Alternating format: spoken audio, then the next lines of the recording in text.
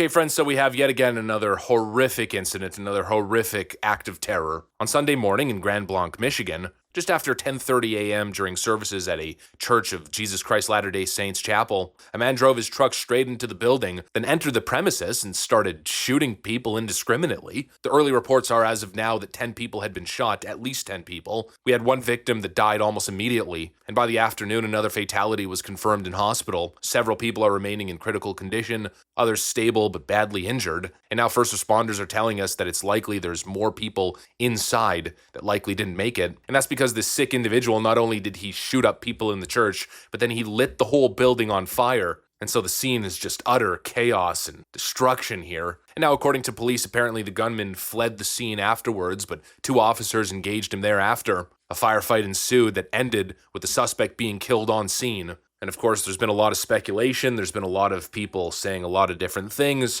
I've been sitting patiently at my computer, not ready to record the video just yet, just waiting for all the information I can gather. And now, well, it seems we've got the individual. Authorities have now identified the shooter as Thomas Jacob Sanford, a 40-year-old Iraq War veteran from Burton, Michigan. Sanford served in the Marine Corps from 2004 to 2008. Now, very little is known about this individual. He doesn't seem to have much social media history, and certainly doesn't seem to have any history on his social media platforms, suggesting what the motive could be here. We don't know exactly what set him off. We still fully don't know. But obviously that's not stopping the internet grifters from jumping all kinds of conclusions. And this, of course, causes confusion to set online. And almost immediately, photos went viral showing a truck with 2 large American flags sticking out of the truck bed, lodged against the front of the building. People immediately doubted that photo, that would be his truck, especially considering conflicting reports. During this incident, what we know right now is that a 40-year-old suspect from Burton, he's a male, he drove his vehicle through the front doors of the church. He then exited his vehicle, firing several rounds at individuals within the church. 10 gunshot victims have been transported to local hospitals at this time, including one who has been deceased.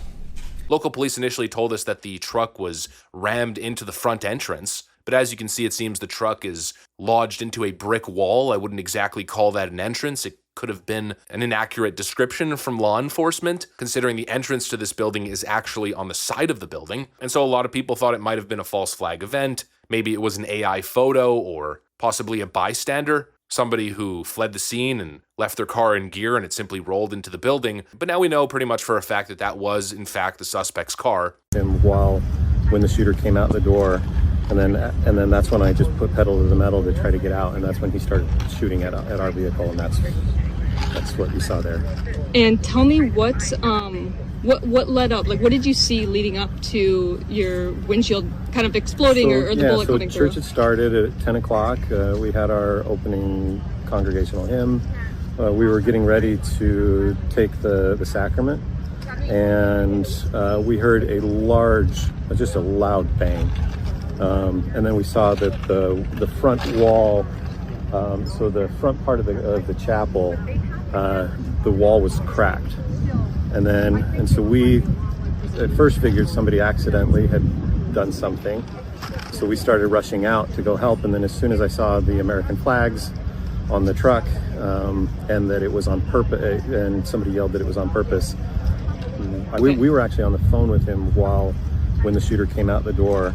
We have some eyewitness testimony that suggests that the shooter rammed his truck into the wall, caused chaos, and then, I guess, got out of the truck, went through the entrance and started shooting at people, causing the chaos to, of course, escalate. And actually, the vehicle is how they identified him. People noticed very quickly that he has a veteran license plate. That was very quickly traced to the shooter, to Thomas Jacob Sanford. It was, in fact, his truck. And so, like I said earlier, we know very little about this guy. There's no manifesto. There's no motive that's been released. But before we know anything about this man's mental state or why he did it, well, the left is already seizing on a couple things. First of all, they're seizing on those American flags. That must immediately indicate that this guy was MAGA and this is a right-wing extremist attack. Supposedly, they've dug up photos of the individual's home as well, where allegedly there's a Trump sign, a Trump Vance sign on his fence. Now, it's possible that's his home. It's possible that it's his sign. Maybe it belonged to a family member. We don't know yet. But of course, what you'll notice in the photo is that under the Trump Vance sign, there's actually a stop sign. Now, of course, is that a message? Is it stop Trump and Vance? We don't know, but that's not stopping the left from posting this photo everywhere claiming he's a Trump supporter,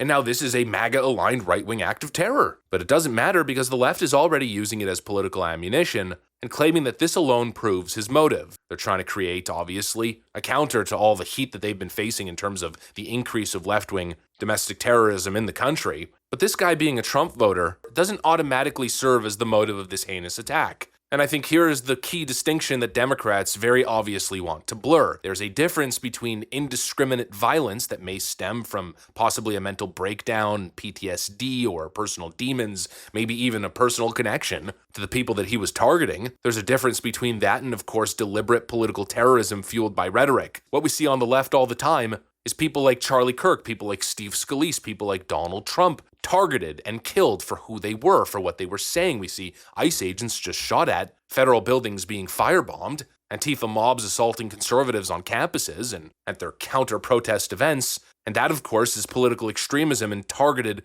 political violence. That's the ideology that motivates the violence. But here, again, we don't know yet. And the attempt to instantly paint this as right-wing terrorism is obviously completely dishonest. If we judged every act of violence purely on whether a person voted for Trump or voted for Kamala Harris by digging up their voting records or going outside their home and seeing what kind of political lawn signs they have, well, obviously that wouldn't make sense. And clearly the issue on the left, with all the violence that we've seen, is that those violent acts are tied directly to left-wing rhetoric, directly to the ideology. But what's happening in Michigan, well, it's still being investigated. It may have been senseless. We just don't know. But to immediately slap a Trump or right-wing label on it and call it political violence, it's a disgusting narrative spin. And it proves once again what we've been saying forever, that Democrats would rather weaponize tragedy to smear their opponents than face the reality of the violence festering inside their own movement. And I'm not saying that to distract or defend. Again, I try to be as consistent as possible. If it turns out there's a manifesto or he etched onto his guns a right-wing message,